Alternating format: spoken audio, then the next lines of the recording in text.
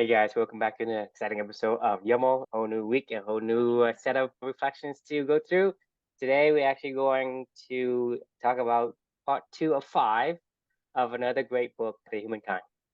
Yeah, actually, this book is a book Sapien. this is Sapien. a book that Snow actually recommended me. I don't know if you remember this, but this was like right after Amelia passed away, and I think you and I had connected on something, maybe like a couple months after Amelia passed away, and I think you had recommended. Yeah, I think I did. Yeah, you had like texted it to me. You're like, I just finished this book, Sapiens is really good, and thought you might enjoy it, and I was like, sounds interesting. So at that time, I was really just looking. This is before I actually met True, I believe, when I started this book. For context, this is like really early on and after Amelia had passed away, so it was only maybe a couple months, and my brain was starting to come back around a little bit. We were just talking about the body keeps a score right before this, and a lot of trauma is just so hard to process anything that's going on around you. And these books were how I kind of kept myself engaged in the world and my mind active, a lot of times. And this particular book is one of my top 5 favorites that I decided to write 5-part reflection on. And this is the second part of that, which was, never stop your quest for knowledge. So I had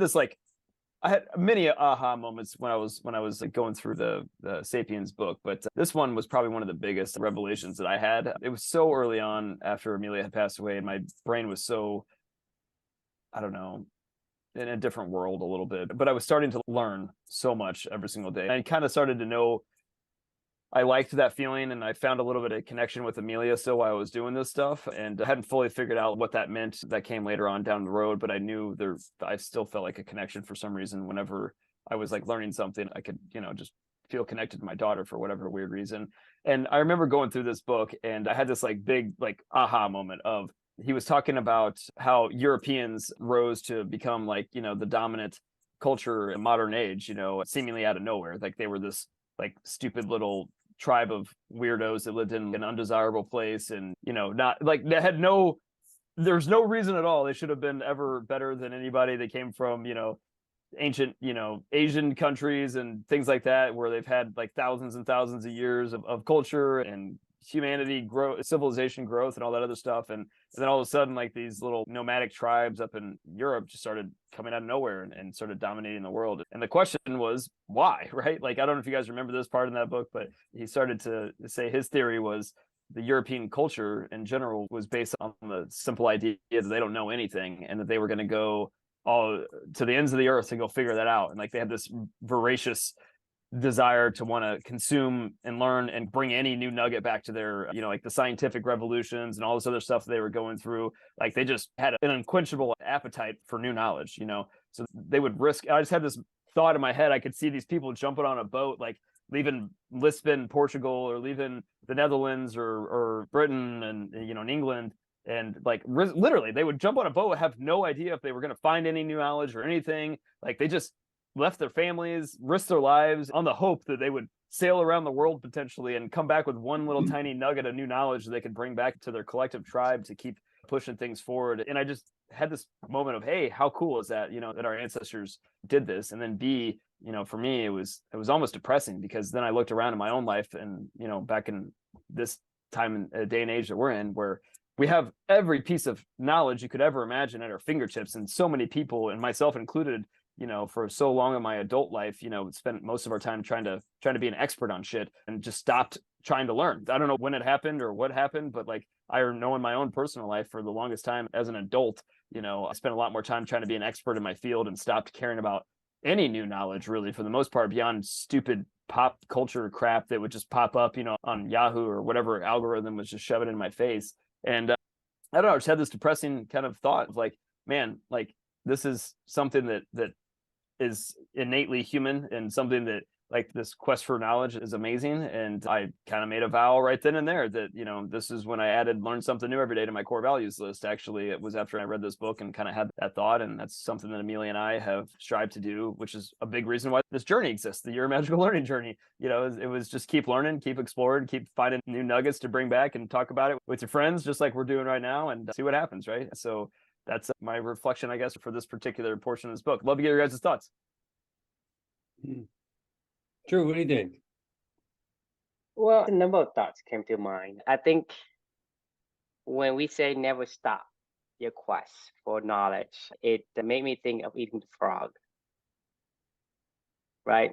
because it's like something you have to do to keep up with whatever. Like I want to live longer, so I gotta go exercise, but I want to live longer, but I don't want to exercise. Right. So I think the quest for knowledge, for me, it seems like it's a characteristic of success. You look at, for example, Europe in the 16th centuries when they're trying to explore, and you would ask yourself, why would they explore the other side of the sea versus going to Asia? Wouldn't you think it's easier to go to Asia because they're on the same land? I mean, it's shorter too. But the thing is, you're looking at them, at these guys in China, right? In Japan, you're talking about like ancient China, ancient Japan. They are light years ahead of Europeans. Oh yeah. Europeans are like the underdog, so they can't do anything. So the fact that it describes a cycle, meaning like when somebody gets to a certain point, they stop exploring, right? They Yeah. stop They think exploring. they know shit. So Right. the Chinese, the Japan, the Koreans, all these, they have made it. So you're talking about China have like 4,000 years of history, and you have a bunch of, books and scrolls or whatever to kind of retell some of these things. So we know they exist long before the European become, even noticeable on the map. So when you look at that perspectives, the European had no choice but to explore, right? And the exploration is what I would say the human superpower. We as a human wants and need to explore because we like discovery. We like to find new things. So we can't go and take it from China because we're nothing, right? So you go to the other side, to the far, whatever you want. You're trying to find something. You want to find a trade route to India to get spices and plants and organism back. And you look at the same cycle happens over and over again. You're looking at like AT&T versus Western Union, because Western Union is completely dominated. The telephone has to invent. Anyone becomes a underdog must find new ways to survive. And because they do that, the quest for knowledge give them the ability to catapult ahead of the incumbent. You look at Google versus Yahoo, right? Yahoo was a giant internet search engine. Google was struggling. They couldn't find a way to beat Yahoo in terms of its popularity. But because it's struggling, it tries finding new ways to disrupt the current status quo. You look at the space exploration with X and Elon Musk. You look at Tesla cars versus Ford and Motor. Tesla, they make more money than all these other car makers combined because they had to. When you had to do something, it forces you to find out different ways to be creative, which is to me our biggest superpower is our creative imaginations. When we do that, we get that, but the cycles continue. So when we are looking at the reflection, say never stop your quest, I think it's a good reminder to have, but I'm still concerned for the cycles to repeat. So it never seems to stop, right? And so Yeah. I would want to put it into what we do is the answers to this problem. Because the problem is the cycles always repeat itself. But because when we eat a frog, we get to the point where we eat enough frog, right? We get to say, well, I have sacrificed so much. I have made it to the top. I'm going to stop eating the frog. And when you do that, you become this incumbent and you allow the newcomer to find other ways to beat you eventually. In the long run, you will, because this is the question you asked me before, Chris, can you be world class? No, Novak Djokovic. Yeah. Right, Novak. Let's say if Novak, right, does not have the passion, but he has the talent to play tennis, but you have the passion and a little bit of talent. The question you asked me was, will you eventually beat Novak? Yeah, when I'm like 95 and he hasn't played for 40 years and I'm still playing because I want to. But because you're focusing on the wrong method, the wrong approach, because you say, I'm sacrificing all of these things that I want to do to go and endure the tennis lessons and the blah, blah, blah, and all that. eat enough frogs to the point where I can say, hey, I eat enough frog to gain this, whatever. And then I become the top dog and then I stay there. I don't want to eat any more frogs, right? Because that's my reward. So you become stagnant at certain point, right? Because frogs, when you're eating frogs, it's not sustainable. So that's the answer that I'm giving as far as the problem that I'm putting forth is that this quest for knowledge, the quest for becoming great, it's good, but if it's not part of your passion, if you do something that you'd like to do anyway, you never stop. When you never stop doing that, you will always discover new ways to do things. You look at Chris, right? If you love tennis, like this is your true passion, you're gonna play until you can't play anymore, until your hands won't let you play anymore. But because you play, you will discover new ways to play it. New ways to hit the backhand, new ways to do the forehand, or new ways to play with your opponent's mind. You're always going to be questing for knowledge in the things that is passionate for you versus the thing that say I had to, do this thing which I don't may or not even like, right? Some people don't mind, but it's not something they would, get up and just do for nothing, right? They have to have something to give them the incentive to do that. So doing that quest for knowledge, I would say that's a wrong approach. And when you get into the same cycle as everyone else that you see so far, that when they get to the point where they become like the top dog, they become stagnant. But if you get to a person that is passionate with what they do, their learning in that particular subject will never end. Their quest for knowledge in that subject will never end. And they never had to eat a frog to get there. And so to that person, to beat him in her or her in that particular subject or arena is nearly impossible. So you think about Novak, right? If Novak has the talent plus the passion, there's no way you can beat him, regardless of how long that you play, because you advance some, he advance some. So, but he has more talent than you, then he's always gonna get better. But that's what I'm saying is the title of the reflection is a good reminder to know that these are the cycles that gives you the characteristic to become successful because the knowledge is a superpower. When you unlock it, it's going to give you a surprising result, because the compound effect of all the things that you have gathered, because those knowledge can give you the exponential explosion that you need to catapult yourself ahead, even when you're so far behind. And I think that is a good reminder. But at the same time, once you get to the top, how do you essentially break the curse of having become stagnant at that point? And I say to you that to find something that you're truly passionate about, questing for knowledge is a given. For the questing for knowledge in that passion is a given because you do that naturally. And you don't have to eat the frog to get it. Yeah, no, can't disagree with anything you said. Love to hear what you think. Yeah, when Drew was talking, it reminded me of a quote that I heard a young fellow say this past week when I was on vacation, is that hard times make tough people make easy times make weak people, and weak people make hard times. Just sort of like a cycle kind of keeps going with that.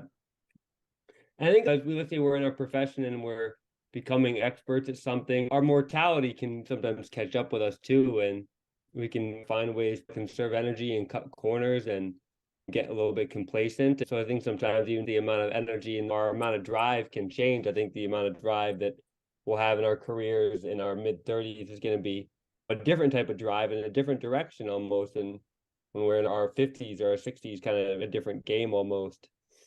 But I think the idea of the quest for knowledge is obviously important. It's good for survival, but sometimes modernity can make it easy to sit back and relax. Let's say, especially you're retired, you got your pension, you're all set.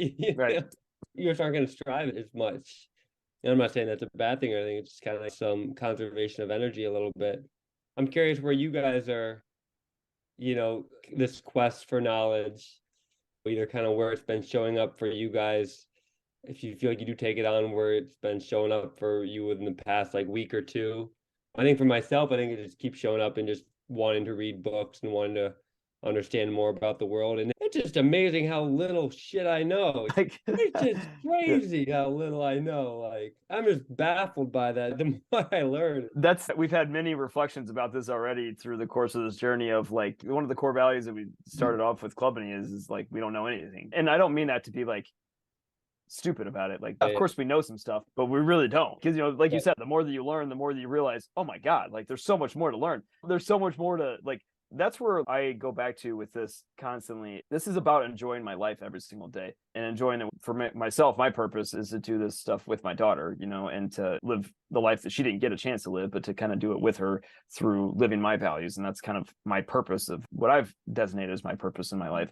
One of the things that I stumbled upon on this journey was in the book Moonwalking with Einstein, which is such a fucking awesome book. I love that book so much. He talked about how monotony collapses time and novelty unfolds it. The newness of new knowledge just makes it feel like the time is endless. Think about when you go travel and your first time you go to a new location, a week feels like a day. And when you learn a new book or you're applying a new concept or something like that, and you're learning a new concept from new things, it just makes you feel so engaged and so excited, like, to go, oh my God, like this is, I didn't know, and that novelty, it just makes time feel endless, but then flip that around in that the expert status. Like whenever I would call myself an expert in sales development, prospecting, whatever. I've been doing this now for 15, 20 years of my career or whatever it is. And I coach people, I mentor people, I lead sales teams. I would call myself an expert definitely in coding and technology and things in his world. And you're an expert in all the things that you've become an expert in your career. But anyway. What I noticed before this journey with Amelia and this whole magical learning thing is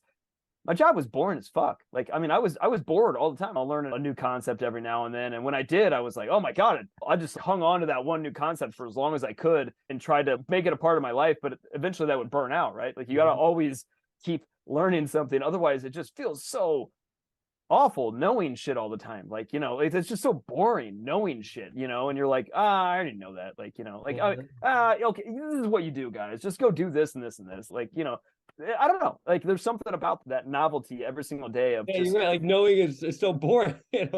Right. It's just knowing shit is boring. Like, and I think that we can get frustrated when we hear younger people talk. It's like, God, they're so mature. They just know this. Come on, you know what I mean? For sure. Yeah. I mean, when they feel the same, you just disengage with them when you're like, you don't even know yet. I'm not gonna waste my time teaching you this stuff. That's the fun of life, is discovering this shit. That really solidifies it home for me of why humanity. A book I just read recently, they called it The Sixth Extinction, and she called it the madness gene. We have this madness gene of we always want to go explore new stuff. It's never fucking. Isn't that dopamine? I mean, while you're even talking, just made me think about the molecule and about how the genetic DNA that codes for dopamine, how it's like, more in a certain genetic population, and that's why maybe like white people, or whatever, or certain white people who like went on these explorations over to like North America, like ended up having it because like they were like taking these large leaps and like really unknown. No, I mean, that makes a ton of sense. I would totally agree with the whole dopamine. It is addicting learning new things. It is addicting. Once you start learning new stuff, you don't want to stop. Like you said, the more that you learn, the more that you realize you don't know anything. And you're like, oh my God, I could spend the rest of my days learning all day long something new and never even crack 0.0001% of all the knowledge of humanity. It's humbling, number one. And then it's just like, well, shit, I got to get to work. I mean, do you read quantum physics? Do I? Mm-hmm. I tried to read that book by Stephen Hawking, A Brief History of Time, and my brain about wanted to explode. I couldn't hardly understand a single thing, but I was like, well, at least I have a lot to learn,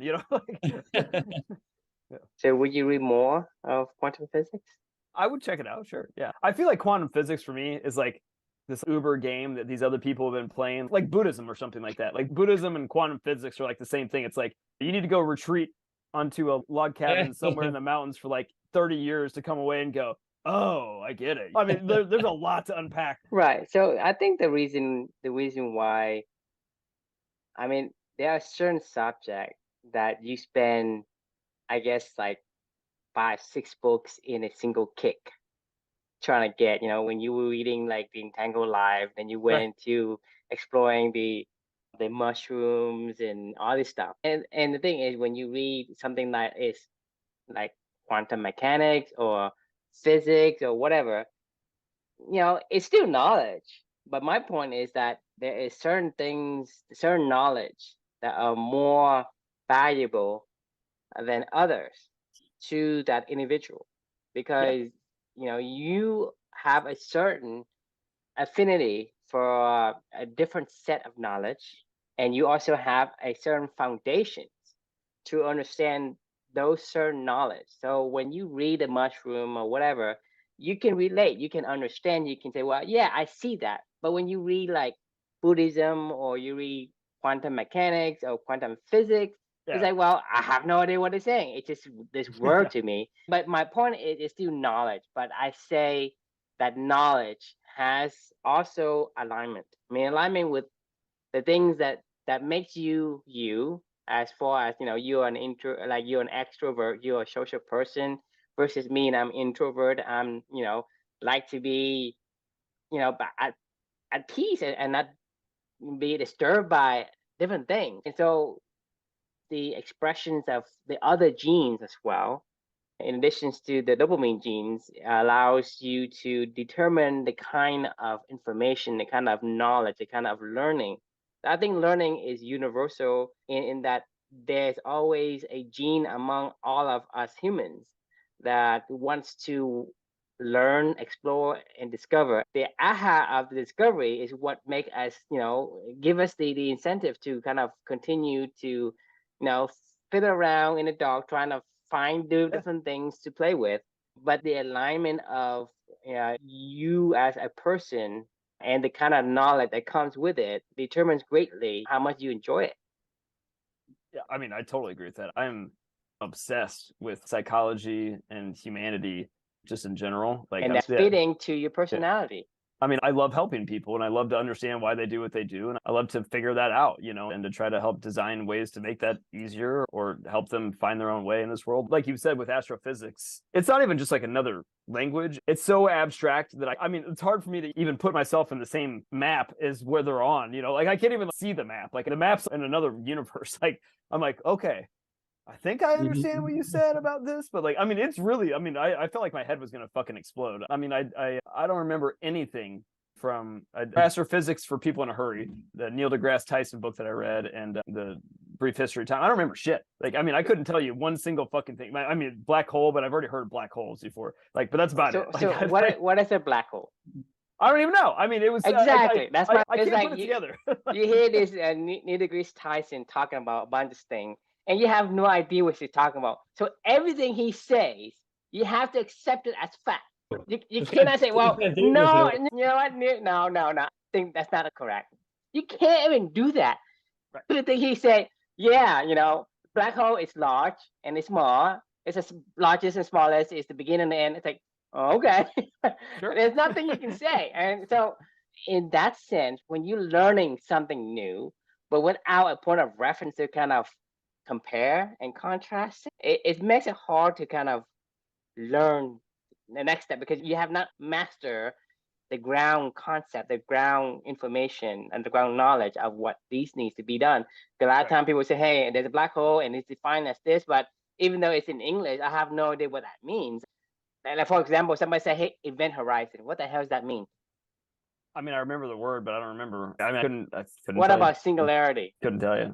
Exactly. I mean, so when we say, hey, a black hole, it's the instance of a singularity, or whatever bullshit that I can come up with, there's nothing you can say to debunk what I just said. Mm-hmm. Yeah, I think whatever you're learning about, you got to care about. Otherwise, it's no different than values. Like it's like, yeah, you can explore any kind of values, but if it doesn't naturally align to what you care about, then But I think that's also what a good apprentice does, or a good learner does. Is like they learn all the information they can about this, just almost accepting it as true, and then they start to work it back and actually see if there's kinks or adjustments. Right. So like, this people who end up, like changing theories have done, because they accepted things, and they were kind of humble in some way, and then they, once they really gain a lot of knowledge, they put their own like theory and spin or kind of research into. So that's my point, though. When you learn something, but it isn't aligned with your interests, you don't go further and ask the question, what is a black hole? What is an event horizon? What is the Death Star? Because then if you were interested, you would say, well, I have no idea what a black hole is. They say black hole, okay, I'll take it as fact. But then I want to learn about the parts of the black hole. What made it a black hole? What is the characteristic of a black hole? Why did it do a certain thing it does, right? Because you have an interest and you would discover even because there's questions. There's a difference between like interest slash like, passion Obsession. or like the decision to actually go down that road. Because you're gonna be like, oh, that sounds interesting, but actually, you know what? I'm gonna go tend to my goats instead, though, because I like my goats. So passion, right? So you have knowledge, right? Then you have curiosity, then you have interest, then you have passion. So you may go down that path of interest, but they say, it's not as much as I doesn't give me as much like good vibe as much as I thought I would in the beginning. So I'd say I'm going to tend to my goats, right? To me, going tend to the goats is much better than learning. Okay, a black hole is this, whatever thing. So there is a certain, I guess, layers you have to get to because you got to go to say, well, I got this knowledge from Neil deGrasse Tyson's, right? And then you say, well, that's interesting. I'm curious to know what black hole is. You go research it, and black hole is something that is, have antimatter where matters becomes shucked into the little compact little. You're already losing me. Like, I mean, I'm just like, as soon as you start talking about, but this is like when people talk about self versus not self, and I'm like, what? Like, I'm like, what? I don't know. I don't care. I can't. I'm gone. Like, I mean, it's like I would never be a Buddhist because I will never play that game. Like, I mean, I will never. But the thing is, that's what I'm saying is you won't ever be a Buddhist because you have no interest. Right. Even become a Buddhist. But there are people who become a Buddhist and they spend, 50, 60 years of their life trying to find the self and not self. And so because it aligns with their interests, what I'm saying is, when you quest for knowledge, which is going to give you this catapult, to get in front of, the incumbent to get faster. But if it's not in your sustainability cycle, you will become stuck in that cycle of stagnation. When you get to the top, there's a stagnation that is real, and it happens for every single one that's tried it. So that means that whatever we do, only if you're learning for the wrong reasons. I mean, but that's what I'm saying is to get the outcome. If you have an insatiable appetite to learn just so you can achieve a certain result, like, then you're fucked. You're gonna run into that stagnation cycle. But if you learn for the sake of just enjoying the learning of it, right?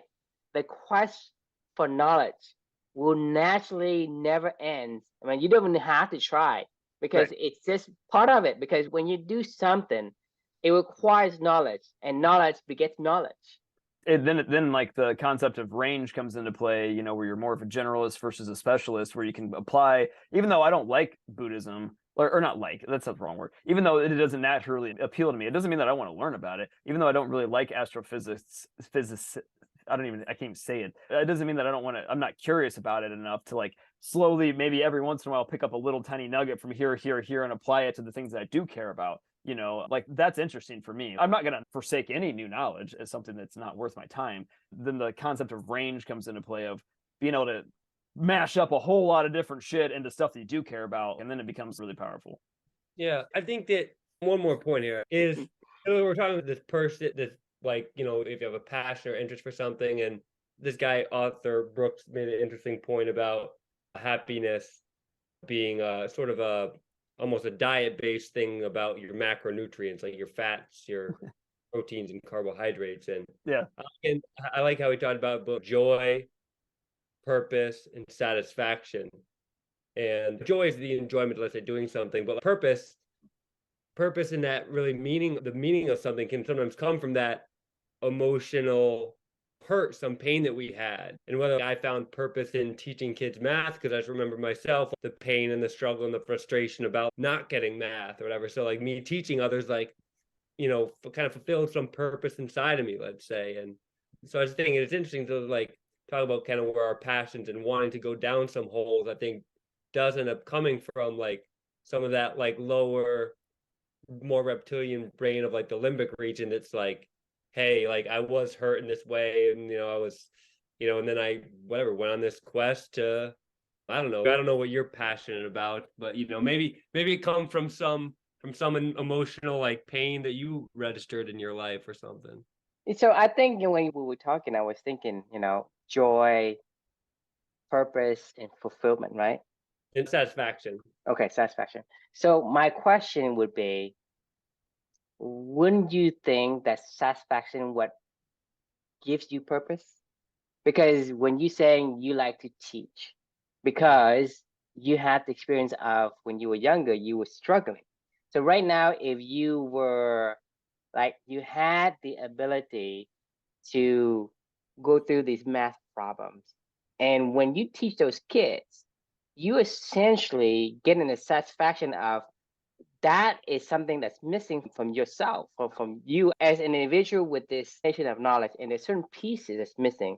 By teaching those kids, it's almost like filling in the missing pieces that you had always longing for. So I say your satisfaction would actually lead you to find the purpose.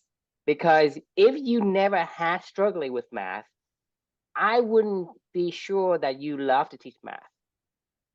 No, I see it as different because I see it as like there was initially some pain or sort of some interest that I got to teach math, from some emotional response that I had to it in general. And then but there's like the satisfaction though can come from like seeing the progress and like seeing it. Right. Oh, I think the yes, I got satisfaction that now. is what, because let's say when you were younger, right, you did not get some parental love, fatherly love, or motherly love. When you get older, you yearn for that. So you're trying to find the motherly love to replace it, whatever it is you're trying to replace, to put them into the empty space, right? Because that's essentially when, let's say when you were younger, your dad was not around. And then so you needed the fatherly love because it's, that container was empty. When you get older, you probably will focus more on finding some fatherly love to fill that bucket, and whatever you take to fill that bucket satisfies you, right? Because that bucket is no longer empty. You're filling it up. So I'm saying that whenever you had some pain, to me, is the not fulfilling and not satisfied with with you missing something.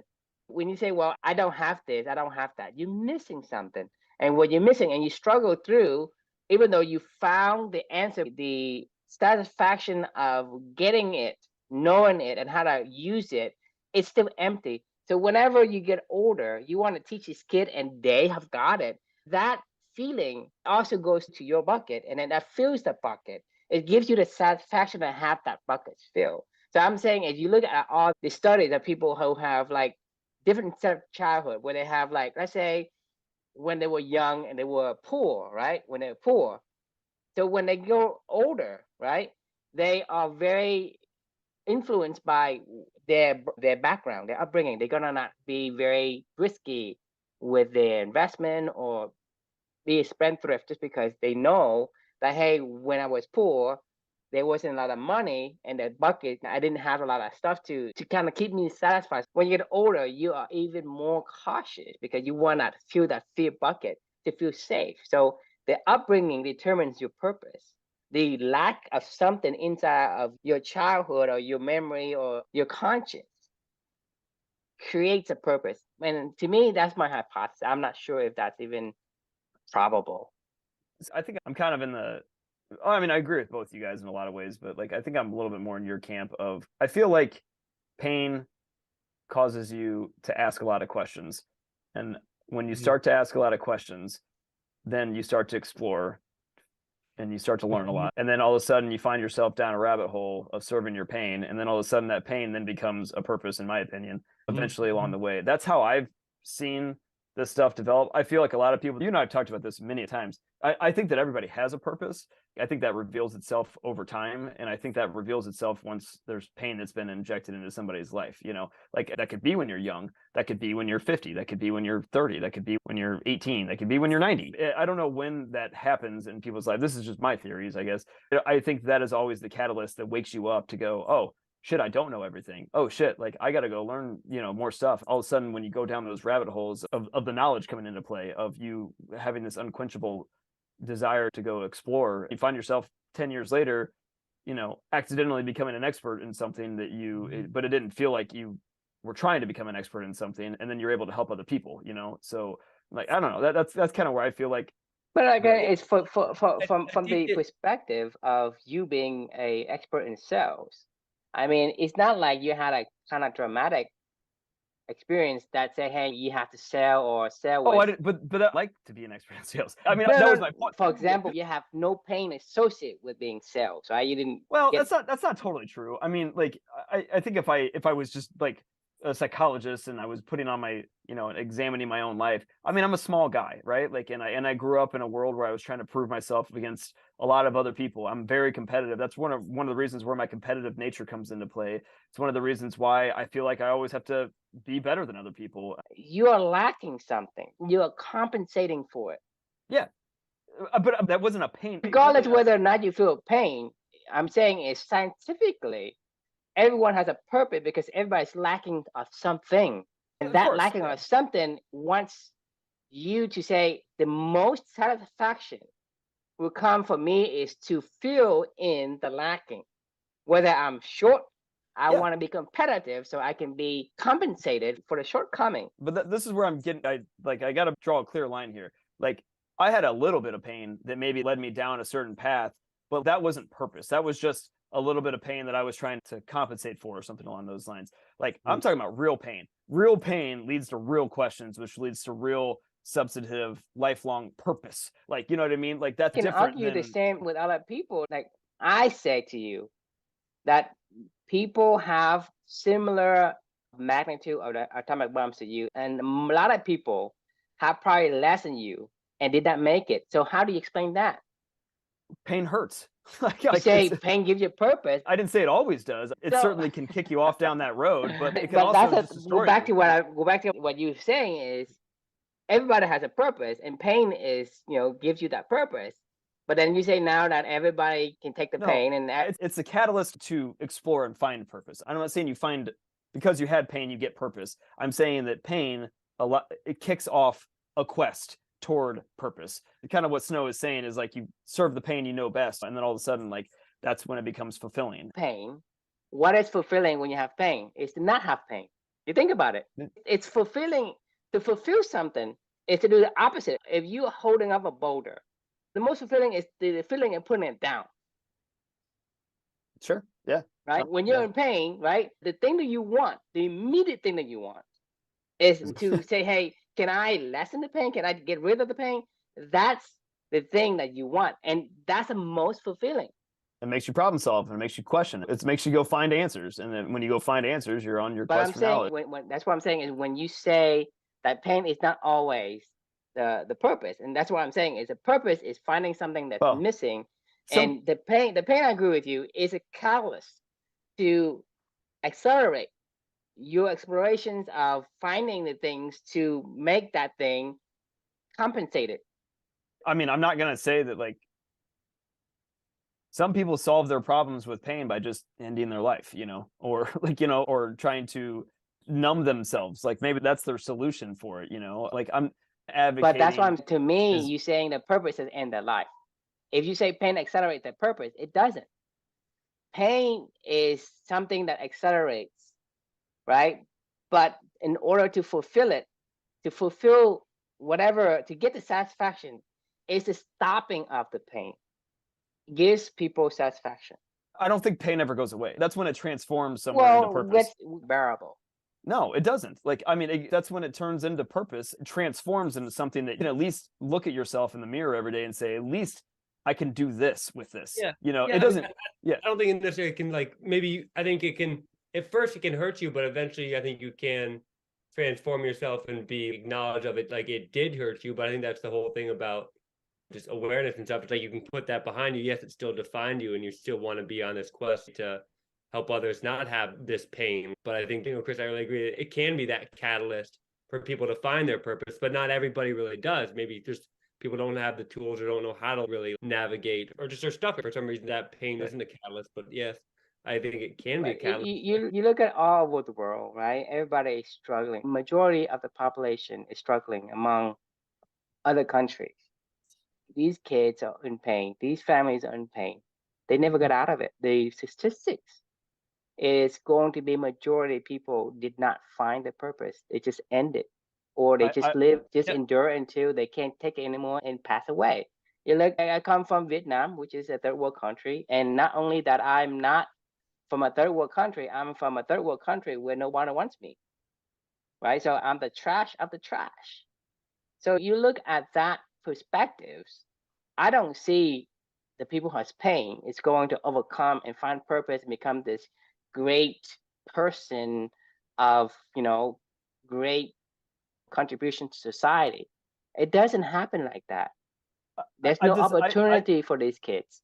I disagree though. Like I've never seen what you've seen. I've never lived where you live. They don't have access to anything like they're living back in, 1800s. That's why people would set out. They were in pain. That's why people came to America the first time. Like, I mean, this country was founded on people seeking refuge from pain. Like people go. But the thing is, Columbus is not the only one who wants to get out. No, Columbus is not the only one who has pain. But why aren't the other ones?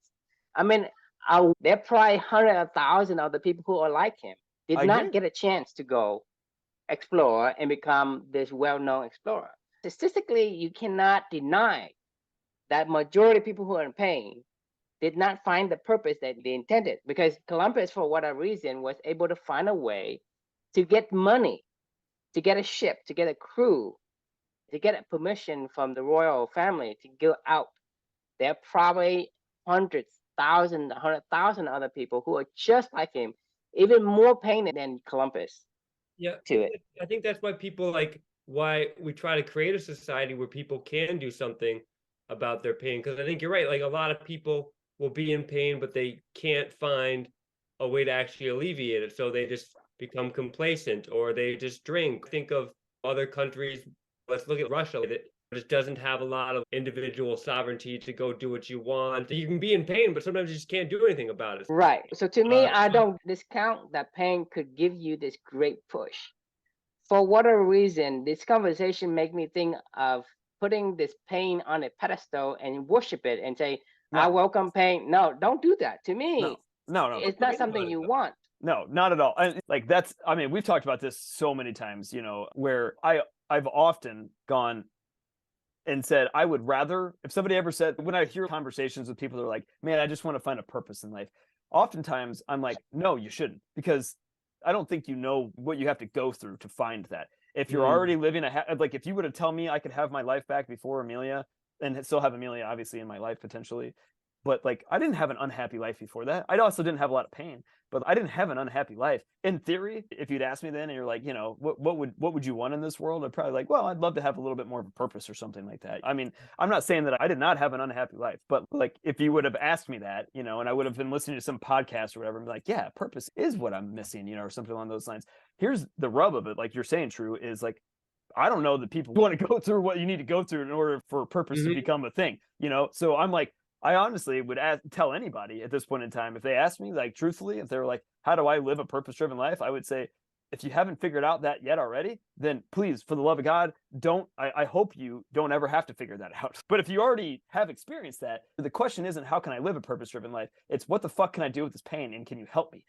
That's what somebody that's already gone through the pain is asking, right? You know what I mean? Yeah, I think there's personal pain experience, but we're also empathetic creatures. So it's we can understand the pain that other people have and find purpose and meaning through healing the pain from others. No, I want to heal that. If they are going through that, then I want to help them more than anything in the world, to help them to get to that point in time. I'm saying if they haven't got to the point in time where they are in a lot of pain, I do not want to encourage that for somebody, Yeah, I agree. I'm just saying that we don't have to go through personal pain experiences to find purpose, though. I think we can find purpose just through being understanding and empathetic of what other people's pains and struggle are. Sure, we might not be able to have the same drive though that individual who had, let's say a rape victim who's probably going to be a lot more passion driven against rape violence compared to somebody who's just an ally. Like they've lived like a sheltered good life or whatever, but they really want to help that person out. They'll probably find some purpose in that, but it won't be like that same amount of drive though, you know. Right. But I totally agree with what you're saying. Like you kind of don't want, you know, you like don't want people to find that really driven purpose, because I do agree that like the more pain you've gone through, kind of like the more purpose you can really have to even to kind of Trio's point about like holding that ball up or whatever. I totally agree with what you're saying. The best analogy that I can give you is before Amelia.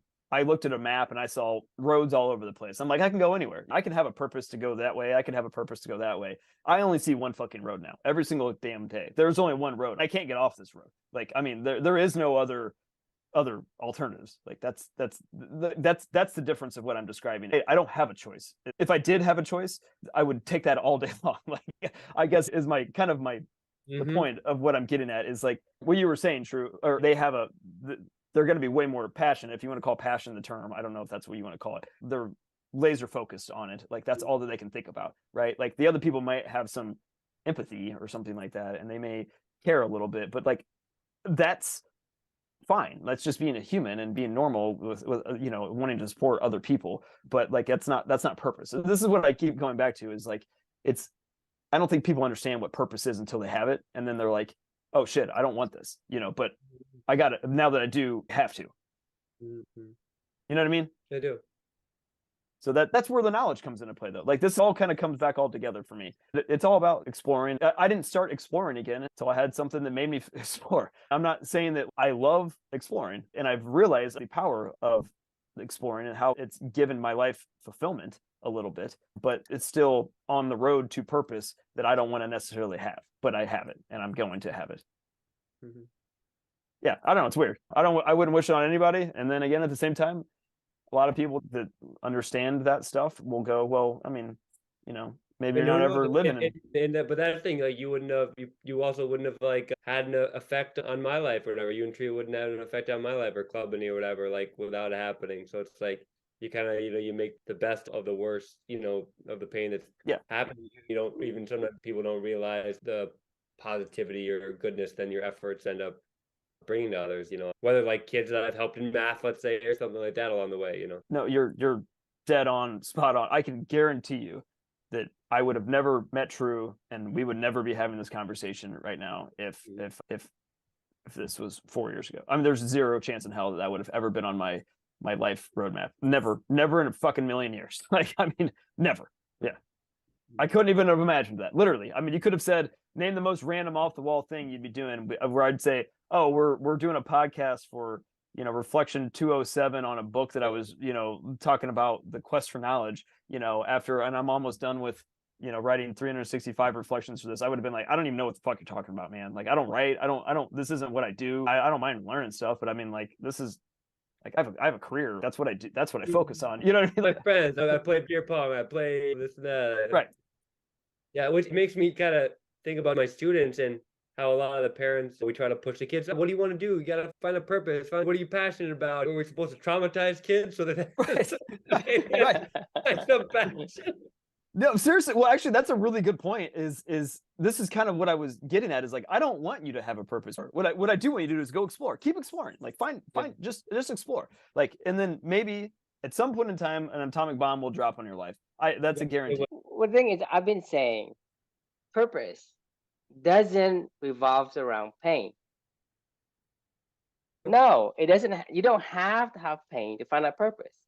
People can have a purpose without having an atomic bomb. You don't want to traumatize kids so that they can find a purpose. And so that's what I'm saying is purpose is purpose. Purpose is feeling something that that person is lacking of, whatever that is.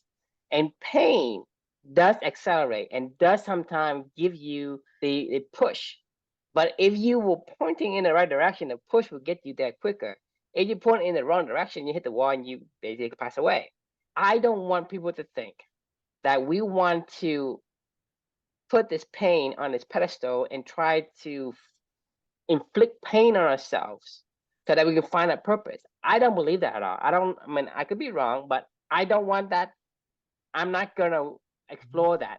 If pain comes to me, I have to deal with it. I'm not going to look for pain and try to inflict pain on myself so that I can say, hey, I will find a purpose.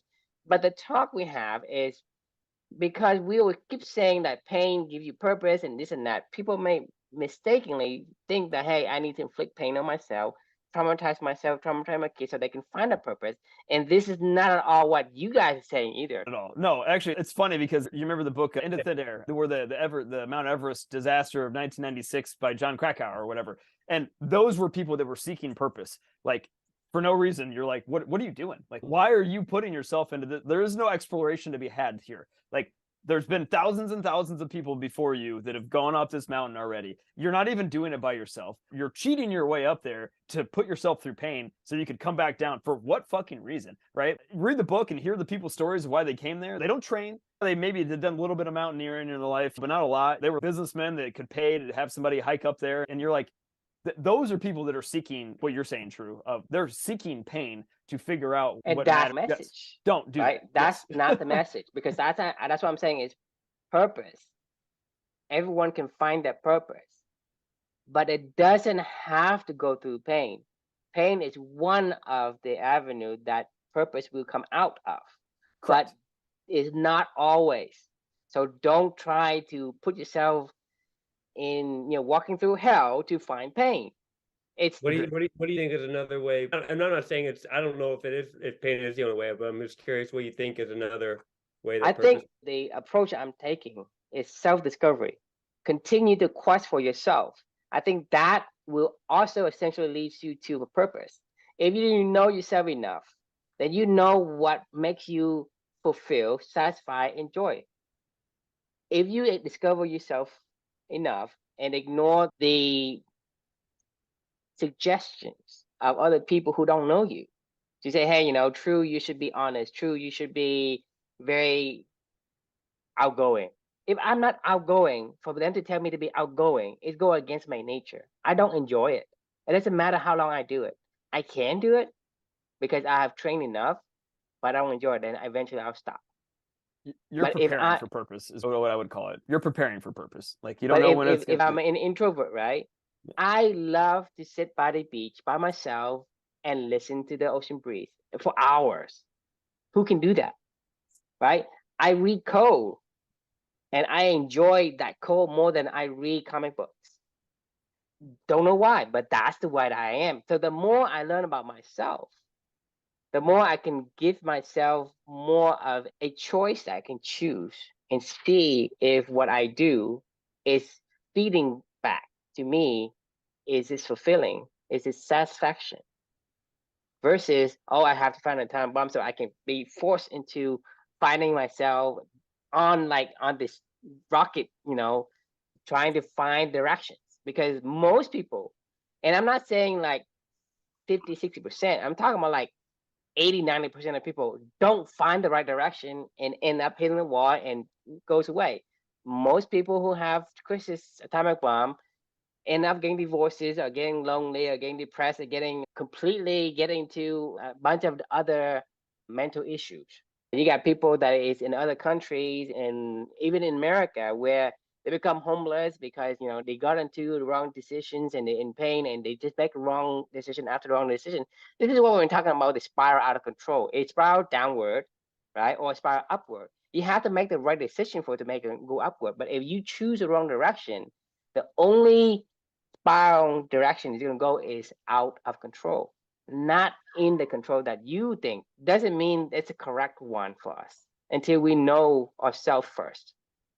Who are we? Why are we made this way? What kind of background do we have? What do we have that's missing? What is our why? Right? Viktor Frankl, a why can endure anyhow. So if you can find your why, I mean, a lot of times your why just because, it's the way you feel. Because you like to be this, family-oriented person. Then when you have family around, you feel satisfied. If you're not a family-oriented person, when you have people around you, you feel disgust. When you are an introvert, you go out to a party, you sit in a corner and say, this is not fun for me.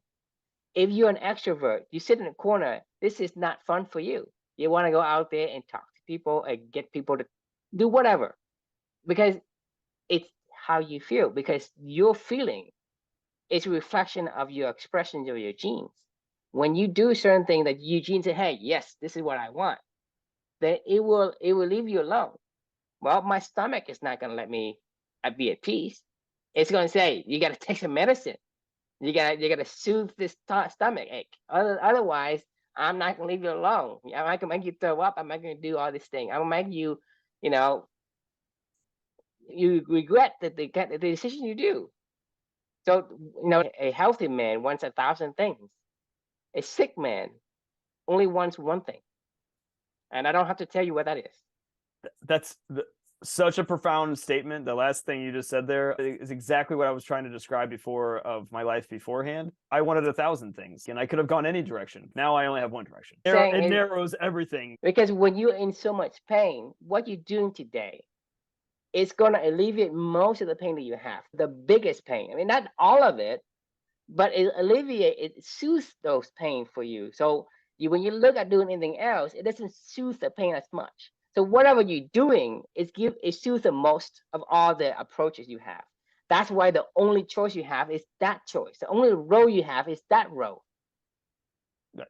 Because you need to calm down the pain. You need to compensate for something that's there that's causing you the heartaches. Yeah, I know we're way over time for the night. You guys feel good to put a pin in it, right? I mean, I'm getting sleepy too. That was a fun conversation, fellas, and appreciate you guys taking the time to chat. The question we can leave with everybody is, do you want to be an expert or an explorer? For me, both. I think the answer is easy. I don't want to be an expert in anything anymore. I don't care. Both. You want to be both.